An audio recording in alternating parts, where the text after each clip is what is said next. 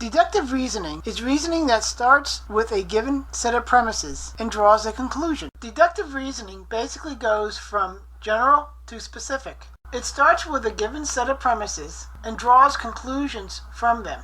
The conclusions are only as valid as the set of premises that are used, and it only takes one false premise to produce a false conclusion. In a valid deductive argument, its truth necessarily follows from the starting premises. It is considered sound if it is valid and if all of its premises are true. Otherwise, it is considered unsound. A common form of deductive reasoning is called a syllogism. It has three parts: a general characteristic of a category of objects, all x as y. The object under discussion belongs to that category, A is x, and concludes that the object under discussion has that general characteristic, A has y. A critical point about deductive reasoning is that it is heavily dependent on the validity of the premises that are used. Premises may be a fact derived from observation or a totally philosophical assumption. An example of this problem comes from proponents of the Big Bang cosmology.